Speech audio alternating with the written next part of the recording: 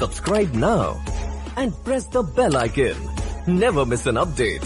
प्यारे बच्चों, आज हम कक्षा 9 का विषय गणित अभ्यास 1 संख्या पद्धति का प्रश्नावली 1.3 का शेष देखेंगे। इसके पहले वीडियो में प्रश्नावली 1.3 का कुछ क्वेश्चन बताया गया था और कुछ क्वेश्चन शेष रह गया था जो इस वीडियो में आपको बताया जा रहा है।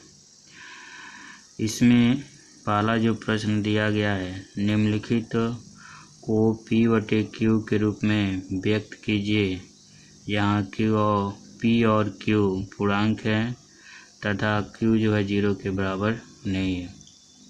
यहाँ पे 3 प्रश्न दिया गया है। इन 3 प्रश्न को हमको P/Q के रूप में चेंज करना है। ठीक है, तो चलिए इसको हम लोग लगाते हैं।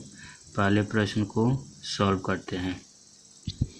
पहला प्रश्न दिया गया है 0.6 पे बार दिया है, तो इसका मतलब होता है कि 0.666 कंटिन्यू आपका आता रहेगा।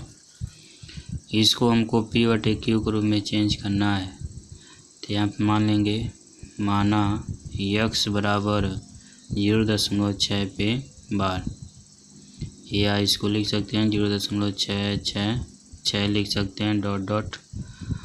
अब यहाँ से क्या करेंगे,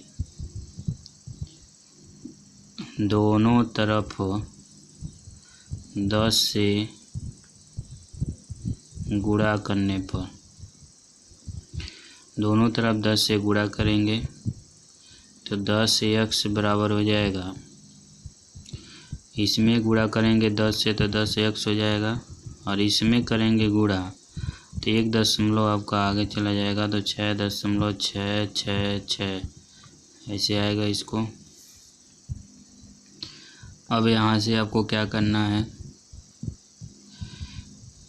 10x बराबर, इसको हम 2 भाग में करेंगे, 6.0, ठीक है, प्लस 0.666 डॉट डॉट। ठीक, अब यहाँ से 10x बराबर, ये जो दिया गया है 0.666, इसको क्या माना गया है, x माना गया है। तो हम क्या करेंगे, इसके जगह पर x लिख लेंगे, 6.0 प्लस x लिख लेंगे।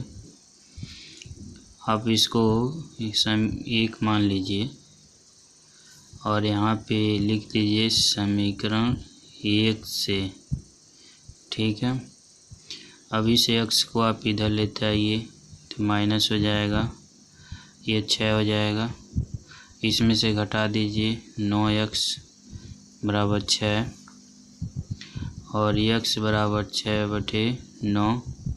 इसको और सरलतम रूप में कर लीजिए, 3 दूना 6 और 3 तिरिका 9, यानी x बराबर 2/3। तो यहाँ पे देखिए, जो आपका प्रश्न दिया गया था 0.6 पे बार या 0.66 को हमने P/Q के रूप में लिख दिया, जहाँ Q जो है 0 के बराबर नहीं है। तो ये इसका आंसर हो जाएगा। आगे बात समझ में, इस तरह का प्रश्न आपको इसके पहले वीडियो में आपको बताया गया था। ठीक है, चलिए अब अगले प्रश्न को हम लोग सॉल्व करते हैं। 0.477 पे बार दिया है, ठीक है ना, ये चीज़ को ध्यान देना है। अब इसको सॉल्व करते हैं और देखते हैं इसको कैसे हम लोग लगाते हैं। प्रश्न है कि 0.7 पे बार, इसमें एक संख्या यानी का अंक का पुनरावृत्ति हो रहा है। तो यहाँ पे माना x बराबर 0.47 पे बार है, यानी एक अंक का पुनरावृत्ति हो रहा है। इसलिए यहाँ पे हम क्या करेंगे, दोनों तरफ 10 से गुणा करने पर, तो 10 से गुणा करेंगे तो 10x हो जाएगा। जब इसमें गुणा करेंगे तो 4.777 ऐसे आएगा आपका, क्रम से 7 आपका आता रहेगा। पुनः 10x बराबर, अब इसका 2 फैक्टर करेंगे। अब 2 फैक्टर देखिए, 4.3 प्लस 0.4777। जब इसको आप ऐड करोगे तो इतना आ जाएगा, ठीक है ना। जब इसको आप ऐड करेंगे तो इतना आपका आ जाएगा। इसका फैक्टर इस प्रकार किया गया है, यानी 2 भाग ऐसे किया गया है कि इनका अगर योगफल भी करें तो इतना आपको मिल जाएगा, ठीक है ना। अब यहाँ से 10x बराबर 4.3 प्लस, अब इतना को हमने क्या माना है, x माना है, तो इसके जगह पर हम क्या लिख लेंगे, x लिख लेंगे, ठीक है ना। जैसे यहाँ पे इसको हम लिख सकते हैं 0.4777 डॉट डॉट। अब इस x को हम इधर लेते आएंगे तो माइनस हो जाएगा 4.3, ठीक है। अब इसके बाद से इसमें से घटा देंगे तो 9x 4.3, तो x बराबर 4.3/9 और x बराबर 43/90। दशमलव ऊपर है, हटाएंगे तो नीचे 0 आ जाएगा। तो इस तरीके से यहाँ पे देखेंगे 0 के बराबर नहीं है, q जो है 0 के बराबर नहीं है। तो जो हमारा प्रश्न दिया गया था 0.47 पे बार, उसको हमने p/q के रूप में कन्वर्ट कर दिया, और जहाँ q जो है 0 के बराबर नहीं है। इसमें जितने संख्याओं का पुनरावृत्त होता है उतने से हम गुणा करते हैं। जैसे एक अंक का पुनरावृत्त हो रहा है तो हम 10 से गुणा करेंगे। अगर 2 संख्याओं का पुनरावृत्त होता है तो हम 100 से गुणा करते हैं। अगर 1000 संख्याओं का पुनरावृत्त, अगर 3 का पुनरावृत्त होता है तो 1000 से हम गुणा करेंगे, ठीक है ना। तो इसकी पुनरावृत्त के कंडीशन के अनुसार पर ही हम क्या करते हैं, दोनों तरफ 10 से दोनों तरफ हम गुणा करते हैं, ठीक है ना। जैसे इसमें 1 संख्याओं का पुनरावृत्त हो रहा था तो 10 से गुणा किया गया। अगर 2 संख्याओं का होता है तो 100 से, 3 का होता है तो 1000 से गुणा करते हैं, ठीक है। अब इसके बाद से अगला हम प्रश्न देखते हैं। अगला प्रश्न क्या है कि 0.001 पे बार दिया है, ठीक है ना। अब इसको हमको p/q के रूप में कन्वर्ट करना है। तो चलिए अब इसको हम लोग लगाते हैं। इस तरीके से आपको समझने में प्रॉब्लम महसूस होता है तो आप इसको, एक दूसरा मेथड है, इस तरीके से इसको भी सॉल्व कर सकते हैं। जैसे यहाँ पे ये जो दिया है x बराबर हमने जो माना है, इसको हम 1 मान लेंगे, समीकरण 1 मान लेंगे। अब चूँकि एक अंक का पुनरावृत्त हो रहा है इसलिए हम दोनों तरफ 10 से गुणा किए हैं, तो यह 10x बराबर हो गया है 4.777, तो इसको हम 2 मान लेंगे।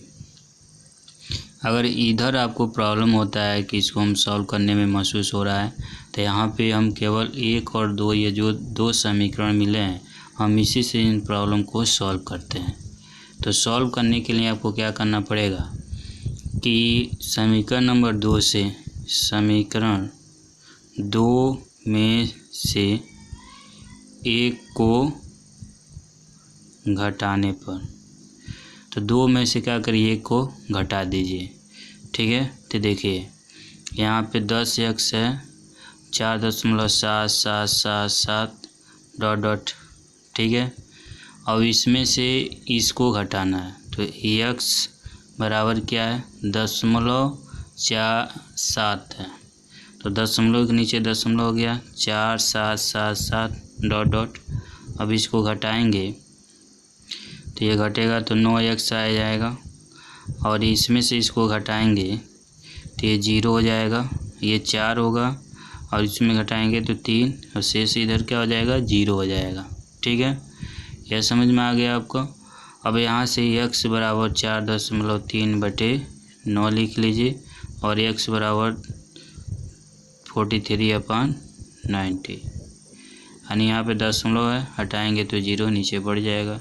तो इस तरीके से भी आप इसको आप P/Q के रूप में कन्वर्ट कर सकते हैं। ठीक है, अगर ये आपको समझ में नहीं आया तो इस तरीके से भी इसको आप सॉल्व कर सकते हैं। ठीक है, चलिए अब अगले प्रश्न को सॉल्व करते हैं। अगला जो प्रश्न है कि 0.001 पे बार है, तो यहाँ पे x बराबर लिखेंगे 0.001 पे बार। तो इसका मतलब हो गया क्या, 0.001 ऐसे आएगा आपका। ठीक है, तो हम क्या करेंगे, इसमें 1000 से गुणा करेंगे, इसलिए दोनों तरफ 1000 से गुणा करने पर 1000 से गुणा करेंगे तो यह 1000x हो जाएगा। इसको आप 1 मान लीजिए, और इसमें जब गुणा करेंगे 1000 से तो 1.001 ऐसे आपका आएगा, 1.001 ऐसे आएगा। तो इसको आप समीकरण नंबर 2 मान लीजिए। ठीक है, अब यहाँ से क्या करिए, समीकरण 2 में से 1 को घटाने पर, तो अब इसको घटाइए, बहुत आसान मेथड है आपका। इसमें हम 2 भाग नहीं कर रहे हैं, बहुत आसान मेथड है। तो 1000x बराबर 1.001 में से x बराबर 0.001 घटाएंगे, तो यहाँ से ये घटेगा तो 999x हो जाएगा, और यहाँ से घटेगा तो 1 आ जाएगा। ठीक है, अब यहाँ से आपका आ जाएगा x बराबर 1/999। तो यहाँ पे देखिए, इसको हमने P/Q के रूप में चेंज कर दिया, और Q जो है 0 के बराबर नहीं है। बहुत ही आसान मेथड से आपको P/Q के रूप में कन्वर्ट कर दिया गया। ठीक है, तो ये 3 प्रश्न दिया गया था जिसको आपको बताया गया। ठीक है, इस पर आधारित और प्रश्नों को आप लोग सॉल्व कर सकते हैं। ठीक है, चलिए अगले प्रश्न को सॉल्व करते हैं। प्रश्न हमारा है कि 1/17 के दशमलव प्रसार में अंकों के पुनरावृत्ति खंड में अंकों की अधिकतम संख्या क्या हो सकती है। अब यहाँ पे ये जो प्रश्न दिया गया है, 1/17 दिया है, तो 17 से हम 1 को डिवाइड करेंगे, और इसको आपको जब तक डिवाइड करना है जब तक संख्याओं का पुनरावृत्त न हो जाए।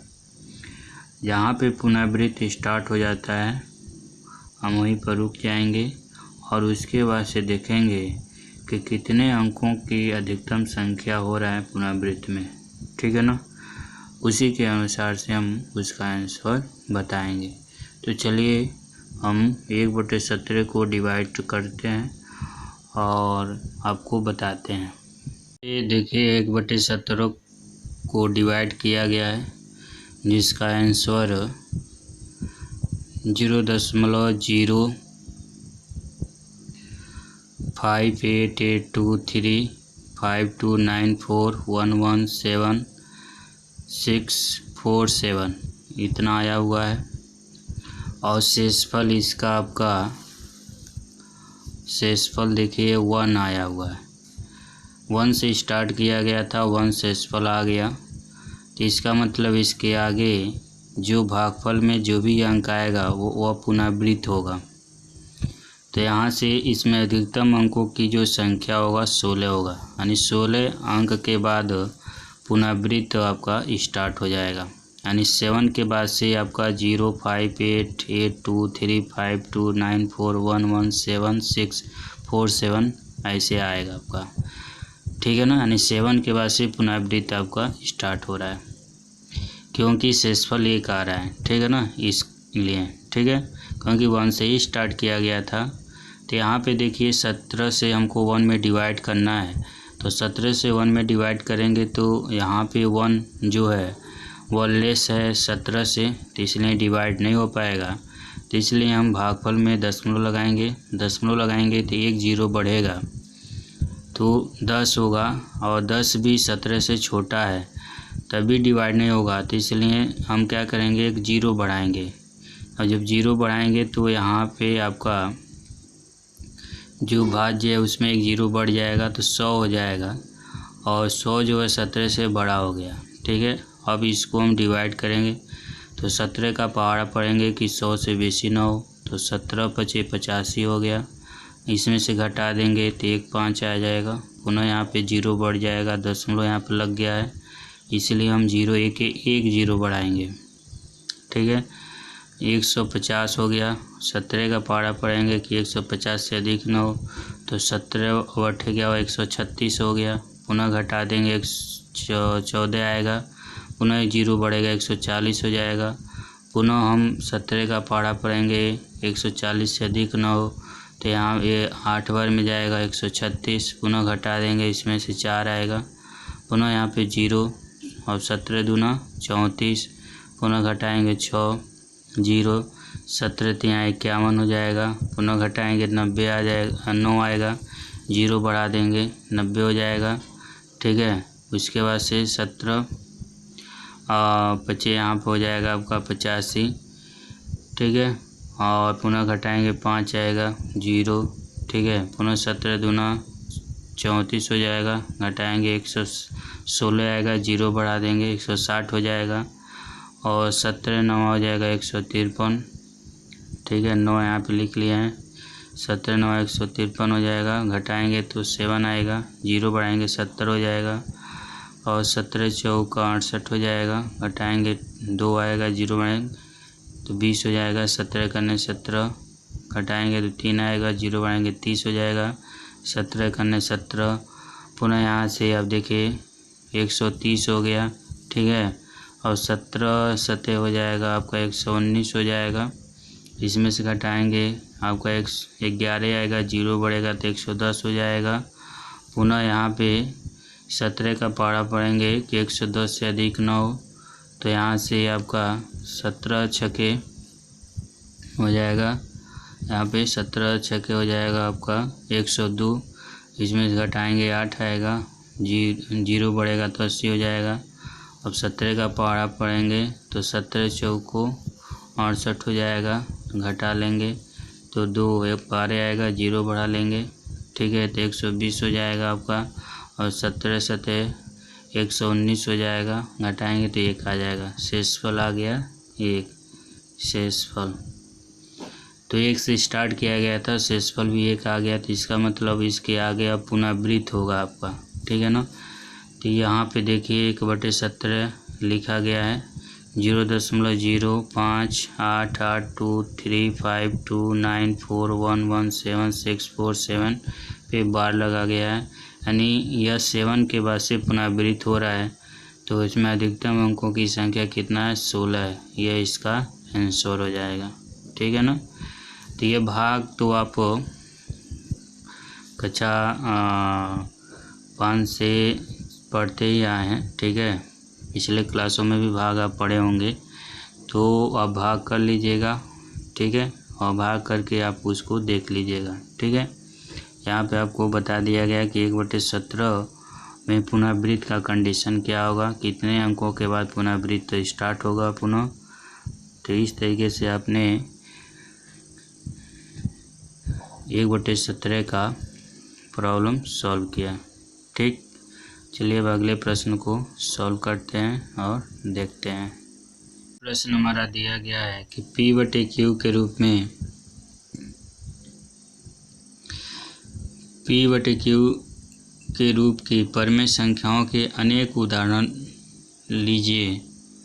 ठीक है, जहाँ P और Q पूर्णांक हैं, जिनका 1 के अतिरिक्त अन्य कोई उभयनिष्ठ गुणनखंड नहीं है, और जिसका शांत दशमलव निरूपण हो। शांत दशमलव का मतलब है शेषफल 0 आना चाहिए। ऐसा हमको P/Q के रूप में परमेय संख्या लिखना है, और उसका उभयनिष्ठ गुणनखंड भी आपका 1 होना चाहिए, 1 के अतिरिक्त और कोई संख्या नहीं होना चाहिए। तो ये बहुत सिंपल है। जैसे हम कोई भी संख्या लिखेंगे P/Q के रूप में लिखेंगे, जहाँ Q जो है 0 के बराबर नहीं होना चाहिए, ठीक है। और जो भी हम P/Q के रूप में अगर दिखाएं तो उसको अगर डिवाइड करते हैं तो जो दशमलव प्रसार हो वो शांत दशमलव प्रसार हो, ठीक है ना।